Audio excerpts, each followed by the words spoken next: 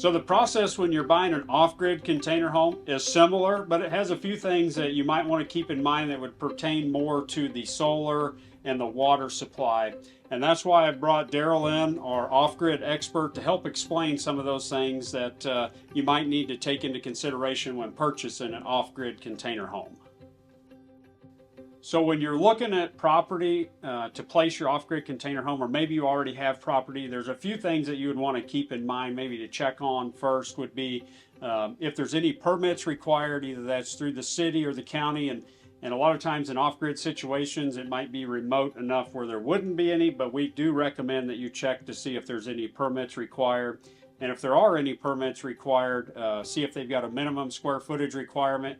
Make sure that they're going to allow an off-grid container home that's not hooked to the utilities that they provide. Because sometimes there's situations where a local jurisdiction will require the home to be hooked to the utilities. So you'll want to explore that as well. Then you're going to want to make sure there's no HOA that would be involved where your property's at or where you're looking to buy property. So just a few things to check on before you move forward with an off-grid container home. One thing you want to make sure of is that you can secure it to the ground. And we would highly recommend concrete piers, a concrete slab, and in some situations the local jurisdiction might require you to do that. But if you're in a real remote area or it's a single 40-foot container and you want to set it on a solid surface, we still need a way to anchor it down if you're not going to install piers and stuff. So we would work with you in those types of situations. Another thing to keep in mind is the feasibility of getting our trucks to your site to drop it off. The nice thing about off-grid is it can be really remote, but we need to make sure that we can get our semis to your location, have room to maneuver around and unload it, or get a crane in there to pick it up off the trailer and set it on your foundation. A few other things to keep in mind that might pertain to the solar and the water supply. Daryl's going to kind of talk about that and what to look for there. As you know, it's an off-grid home, so you're going to need sun. And the key to the sun is you have to face your container the right way on your land to expose your solar panels to the maximum amount of sunlight that we can get throughout the day. So, and that's generally going to be south facing. You're going to have to make sure you don't have any trees in the way or mountains in the way. You want to catch as much of the sun from sunup to sundown that you can. With water, you have a tank inside your container that's protected from the elements, and when it rains, we're gonna catch that water for you and put it in your tank. That water will be filtered so that you can use it inside your home. If you don't get much rain where you're at, you might have to bring water out with a tanker truck. So consider that as far as where your place is going to be, or what your land site is like. Another option is to go ahead and drill a well. You can drill a well, you can hook it up to your system, and now you've got well water. So that's how we'll handle the water. As far as the waste, we have a composting toilet. So you don't need a septic system if you don't want one.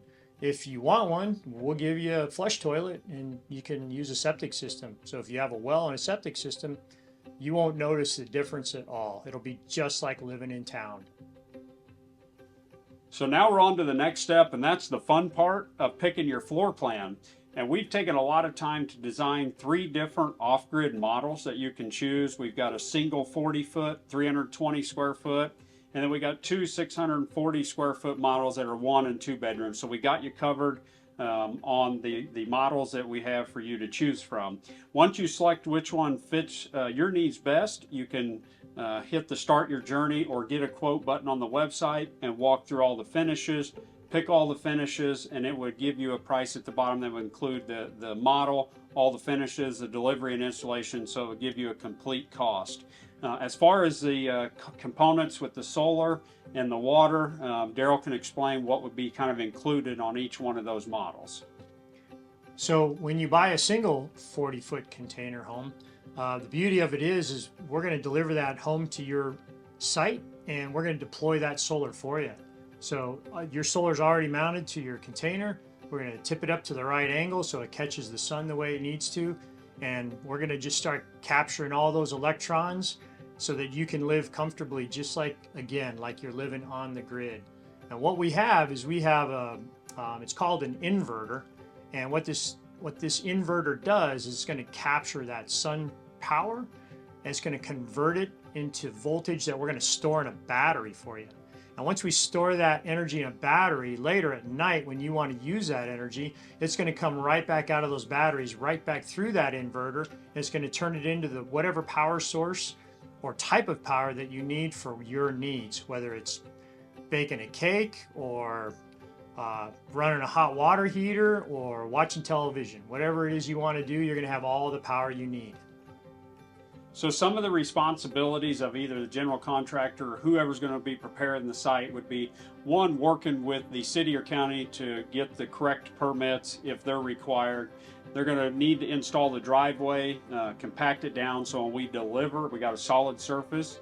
They're going to need to install the foundation, piers, a slab, whichever you guys decide. As far as utilities, well, there's not really a need for power, water, because the point of an off-grid is not to be tied to the grid. But if you choose to, you can be tied to the grid as well. And some of the other responsibilities once the container home is in place would be final grading, seeding, sodding, anything like that that does not pertain to the container home itself. Now that everything's in place, somebody from our sales team will work with you to finalize the contract, get your deposit, and then we're able to start on your build. Now that production's complete, it's time to schedule delivery and installation of your off-grid container and hand you the keys to your dream home.